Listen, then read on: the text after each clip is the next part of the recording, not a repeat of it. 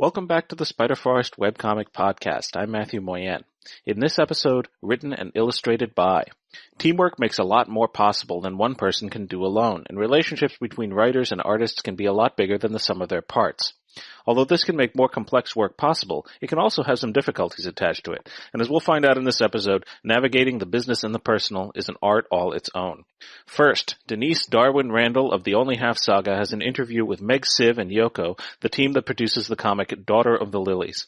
Then I'll be back for a discussion with our members Dan Kelly of the comic Saffron Sage, Dan Sharp of the Demon Archives, and Jemma Young of Children of Eldair to discuss how they made their teams work to everyone's advantage. Teamwork gets the job done, so stay with us.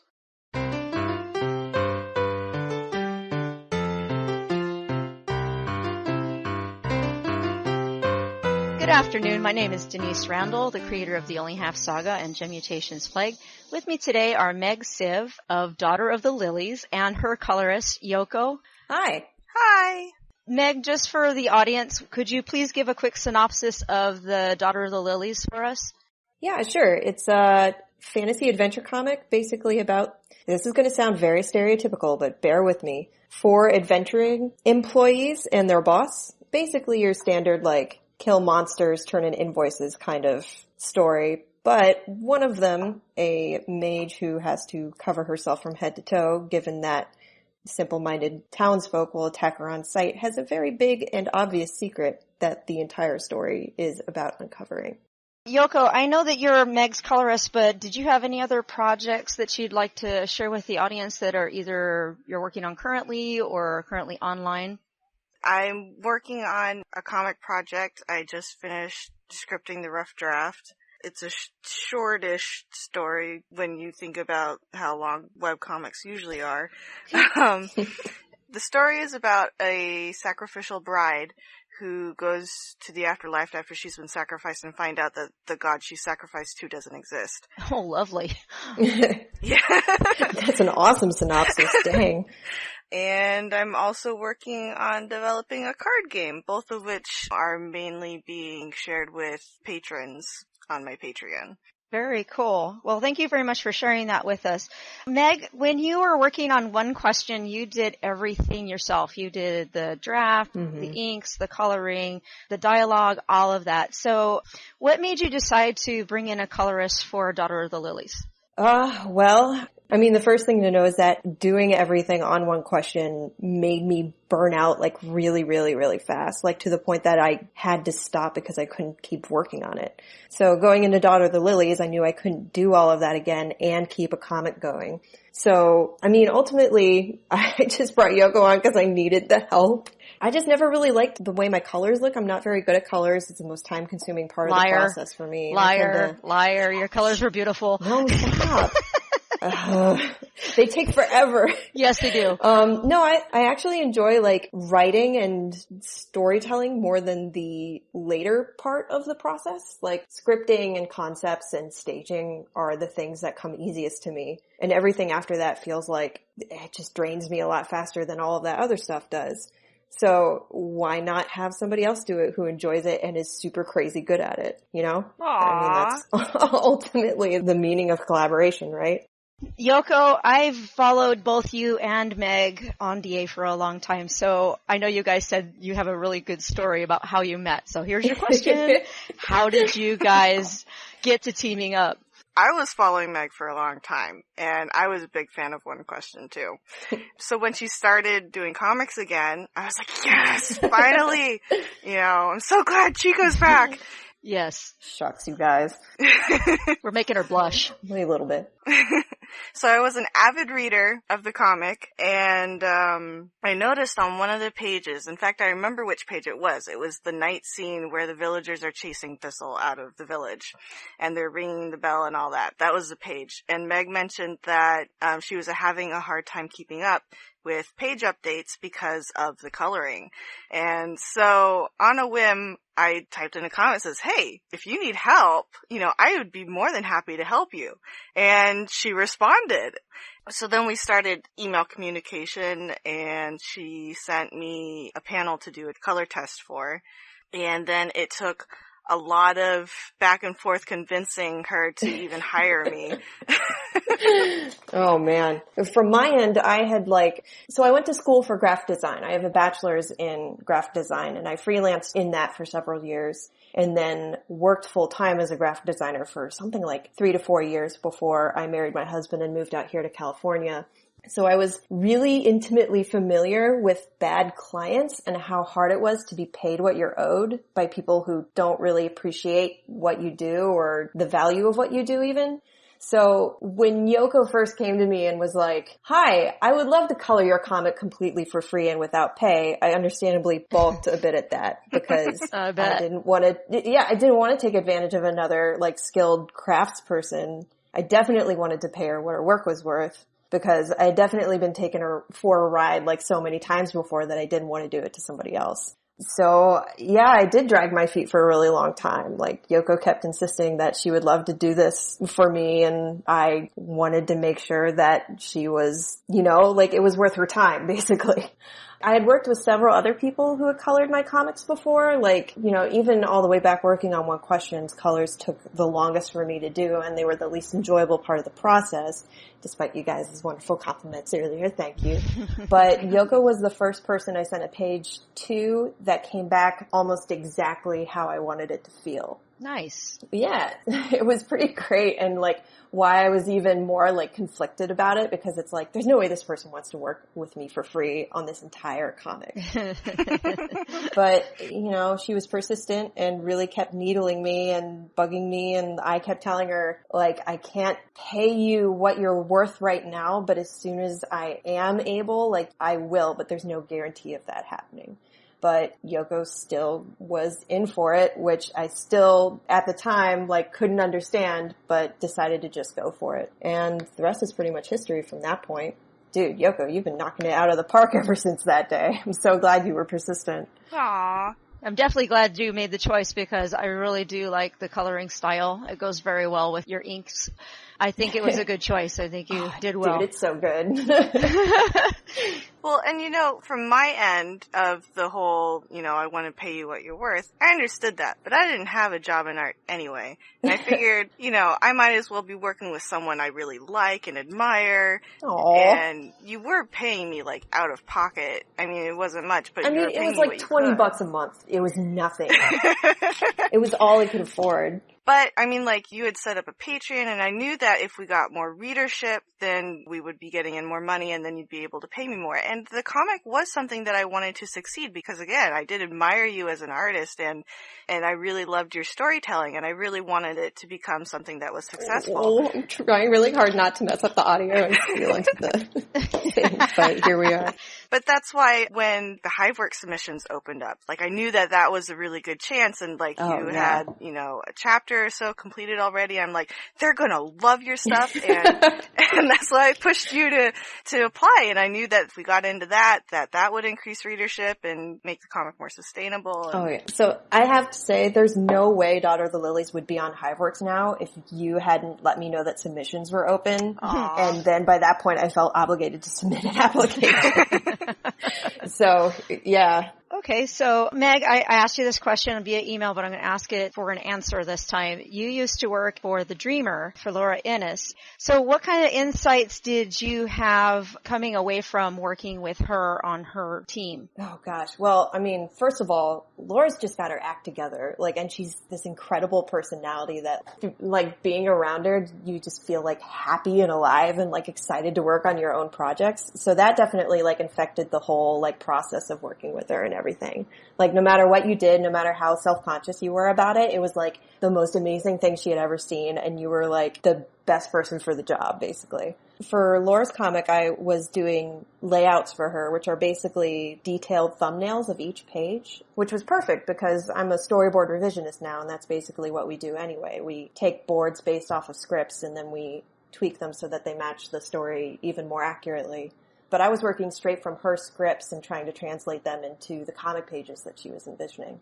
I think the most I took away from that process was that, it would take 10 minutes on each thumbnail page, and there were 23 pages per issue.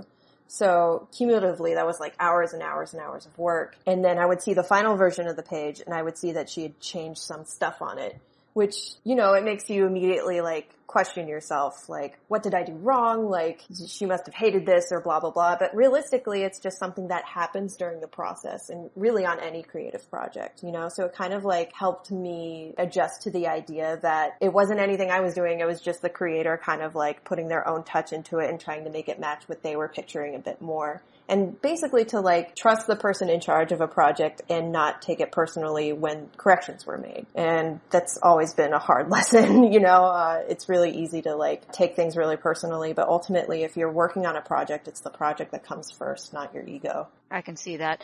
I think that's funny you should mention that, because I know even my drafts, from the time I go from draft to the final, I've changed probably about 10 to 15 things, whether it's just an angle or a line, or it happens all the time. So I understand where you're coming from, but when it comes from somebody else, then you're like, oh, what did I do wrong? Yeah, exactly. It sucks. But at the same time, like, it happens enough and it's like just part of the process. Thank goodness, because holy cow, that's so exhausting. Yeah, no doubt. So this question is for both of you. What have been some of the challenges that you guys have faced as collaborators on this art project? About mid-July, I suddenly started getting migraines, like every day, all day, and that was terrible. It went on, and it went on, and it was like a month later, and it's just like, oh my gosh, this is so ridiculous, and that was a really big challenge. I think probably building up buffers is probably our biggest challenge.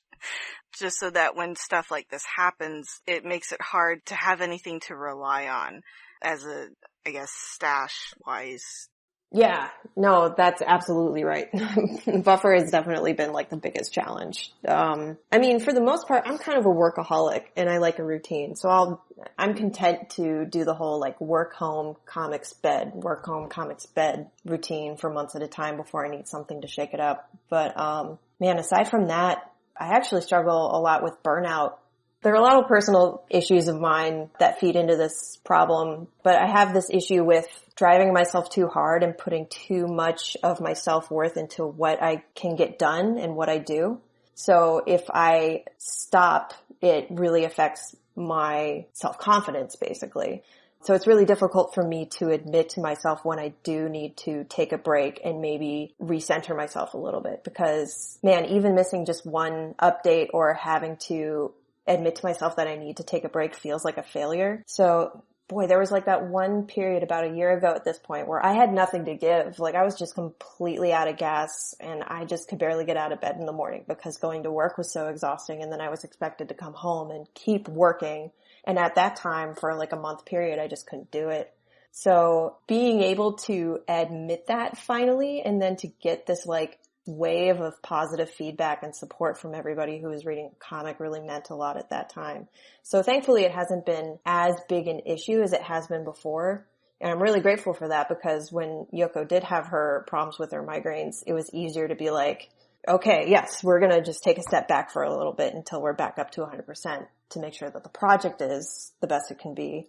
Yeah. I know for myself, like, because I do all of my own work. So I'm doing 2 comics. I do all of the lines, the colors, the dialogue, the whole 9 yards. So I have a hard time making a buffer myself. So I can't imagine what it would be like if you have 2 people you have to rely on to make sure that things get done and get done on time. So that you guys have made this work is really nice. I think it both helps that we're workaholics a little bit, because at least I get that impression. We're both pretty perfectionists in our approach. So that pretty much comes to the conclusion of my questions, because you did such a great job of covering what I was going to ask you guys.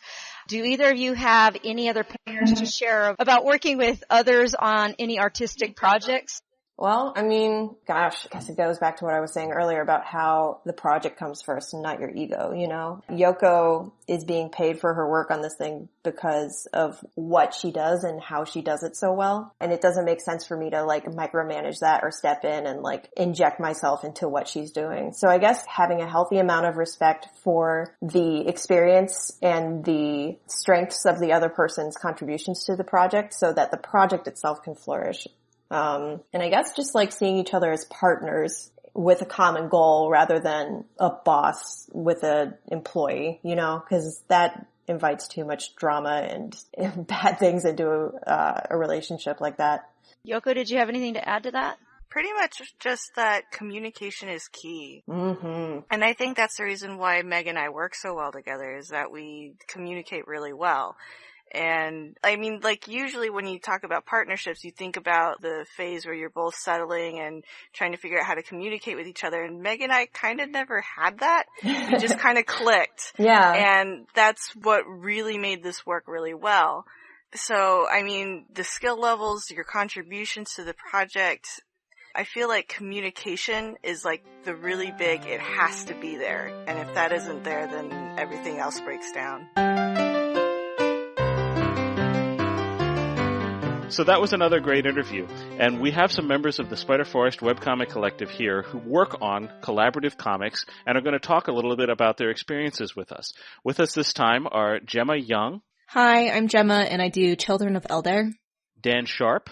Heyo, I'm Dan, and I write The Demon Archives. And Daniel Kelly. Hello, my name is Daniel, and I write Saffron Sage, which is available at saffroncomic.com. You guys all work on teams very successfully. You've had team comics running for a very good amount of time. You've worked on these comics with groups of people from 2 or 3. I only have ever done my own comic, and the ones that I get done are only ones that I do myself. So do you feel that you have an advantage in doing that? Like, why work with a team? Like, it seems to me that if you're working alone, you have the edge in that, you know, it's all in one place. Well, I mean, I can't draw. Same. I'm just going to shrug over the podcast. I cannot draw to save my life, and I want to make a comic. So I either have to do a sprite comic, which is way out of fashion, or hire an artist. So I do. Yeah, it was the exact same for us. I mean, I started it as a novel, realized that it would be really cool to try to turn it into a comic, but I can't draw, so we hired an artist. For me on Eldair, I originally had Rachel helping write the scripts because she was a writing major, you know, she went to school for that, and I was very self-conscious about my writing skills. And so I brought her on to help me sort of develop the story and do the scripts and add some humor into there because I tend to be a very serious person. That's why I originally had her on, and now, you know, I do the writing and the art myself, but I've brought on different people to help with different parts of the comic. So, you know, when I ran my Kickstarter, I had someone help with the lettering to re-letter all of book 1 to make it look more professional. And then I've hired a background artist who does all the backgrounds on my comics lately. And then I also have an intern who helps me with the coloring and things like that. And, you know, I'm a very busy person. I actually have 2 children. Running a business and having children and, you know, maintaining a household and everything is very, very busy. And, you know, since inviting these people onto the team to help me out, now I've cut maybe like 4 hours a page of work out that I don't have to do anymore. It's reduced a lot of stress in my life.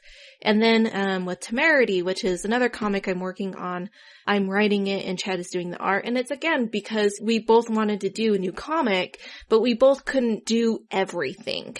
So he can't write and I can't draw another comic. So we're like, hey, let's buddy up and let's do this together. One of the things that they talked about in the interview that I thought sort of framed the conversation is the idea that there's a certain relationship that you have to have when you're working in a team, when you're working with groups of fellow creators. Either you're a collaborative group where you're sort of both contributing something directly to it as an artistic project, or one person is hiring the other person as a contractor or an employee to do work for them. That seems to me to be sort of the crux of how these sorts of teams have to get organized. And I have not done a formal comic in teams, although I have done creative work in teams. And I can see how that sort of navigating that would be one of the more difficult aspects of making a team project work. Yeah, and you have to figure out how you're going to do it, and it generally does. There's kind of a dichotomy. Either you're just full partners working on it all together, or it's like a full employer-employee sort of relationship. And it's hard to have anything in between. It can kind of be done. I feel like I'm kind of a little bit in between, so I write the Demon Archives, and with my brother, who finances us because he has a good job, we're able to pay our artist, and we pay him per page. So in a way, we are contracting him, but in the same time, he's a full creative partner in the enterprise, and it's not just me telling him what to do. It feels to me a little bit more like a collaboration, but one person gets paid and no one else does. So we're kind of a little bit in the middle there. I don't agree with Dan, actually, in the idea that it's a dichotomy. I've had several comics I've done with several artists, and all of them were work for hire, but all of them kind of turned at least a little bit into collaborations, because artists, you'll work with them, they have things that they want to do. When working with Legend of the Hair, my artist for that really wanted to do these kind of more creative panel layouts, and that became a thing that we started doing. One of the big flashy pages we made, we did a parallax scroll page. That was all my artist, even though he was work for hire, he really wanted to do that. And then just, if you work with an artist long enough, you begin to notice there are certain things that they're better at than you might have expected, and it starts to affect your writing, even if there's something official. So Carlos, who I worked with for one of my first comics, I noticed he was really good at backgrounds, so I started writing more establishing shots. Sophia and Thren, who worked together as the artists for Saffron Sage, they're very, very good with color. There was a scene that was in a sunset that looked really good. I want to keep that in mind and try to have more interesting color effects in scripts. So even though we're not necessarily talking about what we want to do, there's still a bit of a back and forth that's happening, even just from me noticing things they're good at and writing to the strengths of my artist. And with Seba, we actually go a little step beyond that, where he'll suggest a whole scene, or he'll suggest something to do with the character, because he's internalized the story and feels comfortable enough in as sort of a collaborative endeavor that he'll suggest things. I'm like, that's a great idea, and I'll write that scene based on suggestions he's made. Yeah, I've had points where I'm working with the background artist and she's like, I really, really want this scene to be at sunset. And I'm like, well, it wasn't originally written at sunset, but I can see the artistic value of doing that. And so I ended up rewriting the scene so it took place at a different time of day in order to let my background artist, have a heyday drawing a sunset. Even though she is work for hire, she does definitely give some input into things she think would work well. And yeah.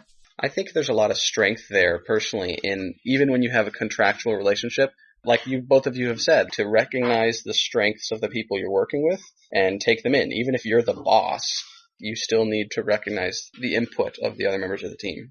Absolutely. And also very valuable feedback. A lot of us in webcomics, we don't really have, editors as such because we can't afford them. And just having somebody who reads my scripts and will say things, that things are maybe good or stupid or grown at my terrible jokes, it's going to be very, very valuable just having another person read what you wrote and sanity check it. Yep. Oh yeah, definitely. So I don't think you should ever have a relationship with an artist that's just, hey, shut up, I write the rules, don't talk to me. You should never really have that kind of relationship because artists are creative people too. Well, and the thing is we're all webcomic people, and we definitely can use that in the traditional sphere. A lot of the times, these different parts of the team, like the pencilist, the colorist, the letterist, they don't really talk to each other. There's really just not that much collaboration and communication between the different parties. Whereas when you're working indie, you have a much more personal relationship with the people you're working with because you're all more invested into the project. And so you're able to talk about, oh, I want to do this. I think this would be a good idea. If we do this, it would emphasize this idea that we're going for. And that's something that's really unique in the comic industry that we have, actually. Do you feel like you have to be more or less explicit with what you write since you are writing for somebody else to interpret it? I've worked with a couple of different artists, and I found that it really kind of depends. Again, getting to know your artist and seeing them as a teammate kind of applies to what kind of instructions that you give. I had an artist who liked to do very elaborate page layouts, so we had to talk about the page layouts in a lot more detail. Whereas other artists, I don't even give, when writing Saffron Sage at this point, I don't even have it broken down by page anymore. I just write a script and my artist figures out what happens in what panels and even what happens on what pages. I'm about at that same point with Sebastian on ours as well, where I write out what's happening in the story. I think this should happen about on these pages, but I don't panel it because A, he's just really good at paneling. And also, B, we have a little bit more of that collaborative relationship where I let him figure out how to show this part of the story and how to panel it. So on Children of Eldair, I originally had someone who was writing the script. Basically, we worked together to create a method that worked best for me. So we got to the point like, yeah, I like you to panel it out. Yeah, I like you to do basic descriptions.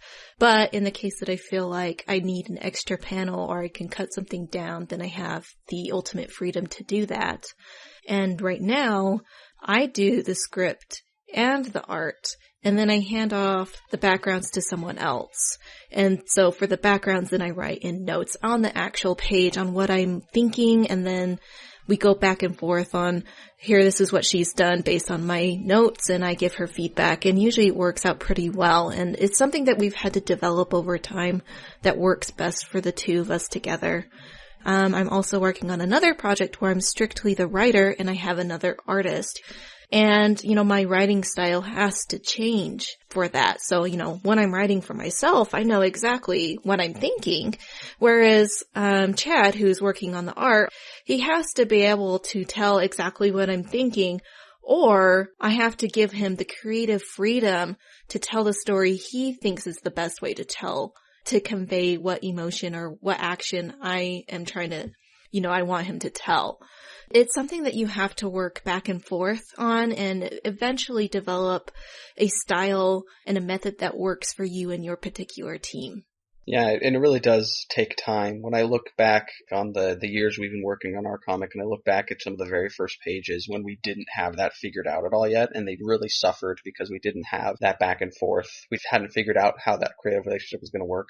I really do think that the use of the internet, able to talk back and forth, where we can say, all right, here's the sketch, here's each panel, here as we're working on it, we use a website, I think it's called Basecamp, and it's basically just a project organizer, so every single page has a thread where we can talk about it, and it's all right there, it doesn't get lost just in emails back and forth.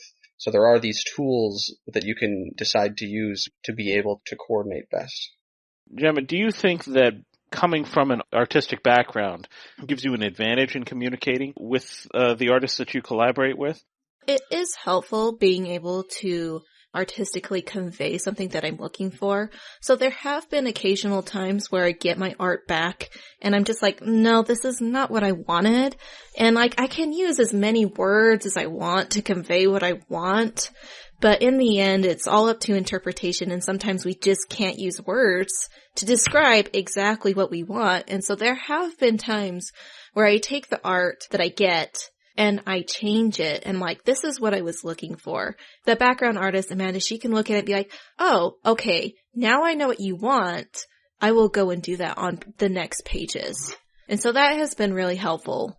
I wish I had that talent, because I generally either say things like, and now use your art magic to make it look good, or I'll make these horrible MS Paint scribbles to be like, see, Tencent's standing here, and this big bad rectangle is the tank he's punching, and they look really bad, but I have to resort to that sometimes to be like, this is what I want, Saba. This is sort of angle, and he looks sad face. And I'm actually I wish that I had the right language to communicate it. So what I end up doing, since I don't have that language, is I just end up relying on what he produces. And I don't have any artistic background at all, and I've been kind of picking some stuff up as I go. But a lot of times when I have issues with the art, it's more that I didn't explain what I wanted correctly. I'll sometimes get something that's completely just not even the same events happening that I had in mind, or sometimes even Sophia might actually add a line just because she thinks it works better. So I can sometimes get things that are very, very different from what I was imagining, and because I have a much sloppier process and less professional, I usually have to run with it, and sometimes it kind of turns into the full-on Marvel method where I write a script, I get something back, and I have to change the dialogue because we got to get the page out on time. So it's definitely something that's been a bit of an issue over the years that I've gotten slowly better at explaining what it is I'm trying to do. And see if I continue to be good at it as I go to the not breaking it down by panel method. Yeah, I guess having an artistic background is I can speak the same language as other artists. It's like we know the difference between value, opacity, translucency, vibrance, color balance. And I just have to say, do art magic. Can it look more different? Maybe more sad or something? That's all I can say. Make it better. Make it 20% better. Yes. No! That's what we hate. I need it to be 20% better and 15% more attractive. And I guess in my case, I sort of have it easy in that I'm running my own show entirely, start to finish. So on the one hand, I don't have anybody to help me, but on the other hand, when things go wrong, I don't really have to look too far for the problem. Well, but then you can't blame anyone, so maybe that's a bad thing. That's two bad things. Well, sometimes when an artist misinterprets what you wanted, what they interpret's actually better. Yeah. I had a joke in my first comic, Legend of the Hare. They would go up to the main character who worked at a Burger King, like, surrender now! And they point to a little sign that said, no refunds, no surrenders. And that was not much of a joke, but the artist misinterpreted that and made it a gigantic billboard, which made it a very bizarre gag, which made it a bit funnier. And that was a happy little accident, as Bob Ross would say. Yeah, but I mean, that points up an interesting point about the advantage of a collaborative more than a sort of a top-down kind of approach to this sort of thing, where if you can be in that fortunate circumstance where someone is working for you but also with you. One of the things also, I have worked collaboratively on developing projects with a number of people over the years, but those are the projects that have never really come off for me. I don't know if it's me. Maybe it is me. It could conceivably be. I don't think of myself as being a difficult person, but I'm willing to admit that... What's the common thread here? I certainly am. So, no, the thought is that the things that I'm doing for myself, sort of in my own time and on my own schedule, are the things that I get done. And the comics that I develop forever end up sort of in development hell. And those are the ones that are collaborative. But they're also the ones that I most wish I could be working on. They're the ones that I think have the most potential, but just never really get out of the planning stage. Is that something that you guys have had an experience with, actively working with groups? Absolutely. I think you get that sort of outcome more on the collaborative ends of things. When there's no money changing hands, when it's just, hey, this is a cool thing, let's do it, there's no, you have to get it done on each person's part. But it's when, all right, I am paying you to do this, here is the money, now there's that drive, it's happening, it's going forward. So I think that might just be, there's pros and cons of both types, but I feel like one of the cons on the collaborative side, instead of the contractual side, is that it's going to be a backseat to everything else everyone's doing that makes money. Because if the artist probably is also doing something else that makes them money or whatever with their art, maybe they have their own webcomic they're drawing, and so that's going to take priority in their time. And so I think that it just becomes a priority and timing issue when it's pure collaboration. If someone gets bored of it, then they don't want to do it anymore. Yeah, I have gotten about 200 pages done across 3 comics with 3 different artists, and I've had myself flake a few times. I've had one of my artists become a Nazi, but I've never had an artist leave because I always pay them, and that's a really good way of making artists stick around. Yeah. I guess I did have one. I had one once that we paid and then disappeared. That was sad. Collaborations, they're kind of magical when they work, but when they don't work, it's really, really hard. And also I feel like in those sort of situations, you're normally 2 friends, and now one of you's the nagger, and that's gonna, you've got relationship issues when you're trying to work on it together if one person's pressuring the other. So I agree that it can definitely go sour if it's not going well. Actually, a lot of collaborations will go sour eventually if you don't set things up properly at the very beginning. This is something that I have a little bit of experience with.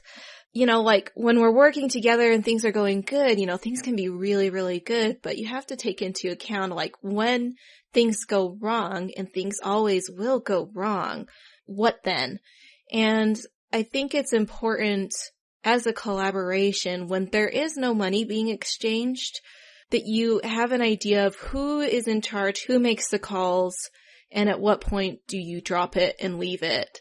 You had to keep your comic going when your previous collaborator was no longer part of the comic, right? Mm-hmm. Yeah. It was a little weird situation for me on Eldair. Originally had someone helping me with the script, and then eventually hit the point of I can do this solo. I can make it exactly the way I want. This is originally my story. So things did end up kind of blowing up in a sort of crazy, not very fun way.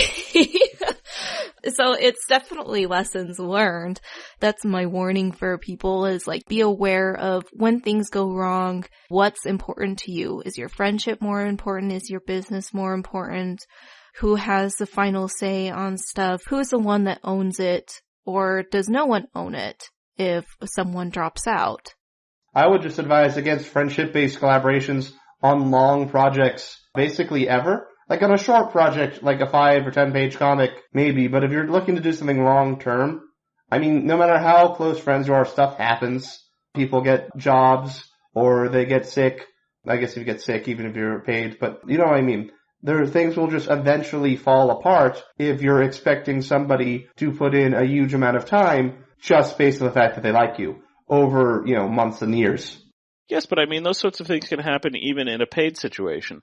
Even business relationships break up that way, and they can be pretty acrimonious as well when they break up. So how do you wrap that into your plan as well? You just have to take this into account when you're setting up a partnership. Just create a short-term plan, see if it works out. Start with the first issue. Oh, this works out great. Keep going, and you guys want to keep going, then you contract it out. This is exactly what we agree to. Like, who owns what, what happens when you break up. Because you always need to have the idea of, like, what happens when the worst happens?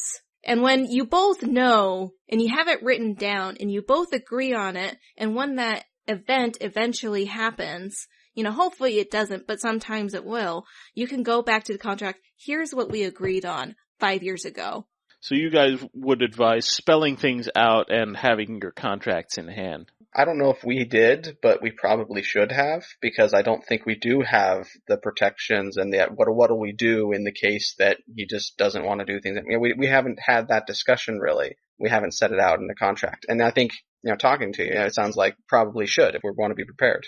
Here's an interesting thing about intellectual property and copyrights in the United States. This is going to be different in different countries. Unless you have a contract that specifically goes over who owns what and you end up in court, the court will split everything 50-50. It automatically becomes a general partnership, even if your letterist only did letters and you did all of the art and the coloring and the writing.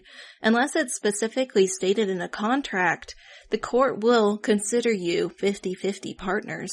That's something that most creators don't know. Even if you have like a really basic contract, you should have that written out and you should all agree upon it, because if something were to happen, even if you, stated and you shook hands on it, shaking hands only goes so far. And, as human beings, we have muddy memories. So one of the other things that I would like to talk about is about coordinating those sorts of efforts in those sorts of relationships in such a way that avoids burning out, which seems to me to be one of the really big dangers of all of this. Some people may not have the same tolerance as others or as much endurance as others that you would need in order to get a comic made. And one of our members, Christina Major, has said in the past that, comics are not a sprint, they're a marathon. How do you remain sensitive to what the other person might be feeling? Some of the things that I try to do with Seba is, part of it is giving him more creative freedom so that he doesn't feel bored or stressed about it. Part of it is me having honest discussions about like, hey, do we need a hiatus? Do we need to take a break to let you catch up? Because he does freelance art full time. Like that is his entire career. And so I can understand that, this other really good paying gig came around sort of thing, and you need that for a couple weeks. And so I think a lot of it is just communication, having an open communication of how people are feeling and being willing to be flexible with your schedule and with your timeline and your time frame of expectations. And that's not going to work for everyone, because for some people, a more rigid schedule might be more important. But if you can take a bit of a break, come back in 2 weeks and stuff like that, that can help a lot. Definitely Saffron and Sage has been having some issues because I've had a terrible disease. I've had whooping cough, so I've been sick for months. Sophia got sick for a while. Like, everything's kind of fallen apart in that regard. I still need to remake the website. Just big backlog of stuff. I think we're through it at least. Just this kind of a burnout or just life events coming the way. To some extent, when you have a small team and it's a small project where you're not really earning or spending a lot of money, you just kind of have to roll with it, I think. For me, I think one thing that's been really helpful is because I am both writer and artist, I'm able to take up different roles as needed. So if I have someone drop out for a period of time, I'm able to fill that. I realize a lot of teams aren't able to do that. But, something that you can consider is temporary contracting things out to help different party members. And then, having an open communication. These are the expectations. If we can't meet it, what do we do then? Just talking things through. And then eventually, if you reach a point of you can't uphold your end, what do we do now? That's where the contract comes in. As you can tell, I'm a big advocate for contracts. Well, what do you do then? How do you make a project survive a major change like that? An artist is going to have a very distinct hand, a very specific style, and losing that might conceivably mean a major change, a major alteration in the comic itself. How do you make a comic resilient enough to survive a change like that? How do you make a comic popular enough that people want to read it in the first place? I mean, I think it's a lot of that is the same. You'll have to just try to keep making your comic well. Hopefully you can get your first person to get to a chapter break or something at least. And then you're just going to come back and now we have a slightly different art style. Yes, sometimes, art changes and sometimes that has to do with the person's personal ability, sickness or whatever. Sometimes people update just their line arts. Sometimes they finish their full color pages just based on how they're feeling and what their life is looking like. And sometimes the art completely changes. There are tons of traditionally published comics where the artist changes out almost every single issue. Not saying that's something that you want, but there are things that you can do to keep your comic going. I personally think that as a webcomic, being able to keep a consistent schedule is very, very important. And, as soon as you start taking a lot of hiatuses and things like that, your readership and your community is going to suffer. I feel it's your readership and your community that's what really drives the comic forward, despite all odds. If you have a really strong community and people who are there supporting you, it definitely encourages you to keep going. One thing that I do is I try to have a lot of interaction with my readership, basically through my blog, which is kind of that my comic spun off from. I have, and I can interact, even if I'm on hiatus, I'm trying to be doing interesting blog posts at least once a week and uninteresting blog posts 4 to 5 times a day. So I'm kind of keeping in touch with my community that way. I'm doing my reviews. I'm doing, those kinds of things, even when the update schedule has gotten a bit shaky due to terrible disease. Another aspect of webcomics that I think helps with this as a potential issue is that people expect art to change in a webcomic. You look at these years-long archives for webcomics and you go to first and jump to the last, and the art has changed so much over the past decade they've been working on this comic. So I don't know, I don't feel like a change of the art would be a death blow to any comic if you're managing the community and the engagement. If you're managing that well, then I don't think it has to be too big a problem. And the thing with collaboration is, you're a team, and you need to be very supportive of one another and, constantly, being excited about your project. This is something that you guys are working on together, and the success is determined by you. If your artist is drying out, maybe you just need to be more encouraging and tell them the things that you love, and having that positive feedback means so much.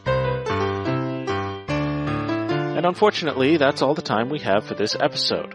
This program is a production of the Spiderforest Webcomic Collective. Our executive producer is Christina Major, and Eva is our showrunner, our director, and our audio engineer.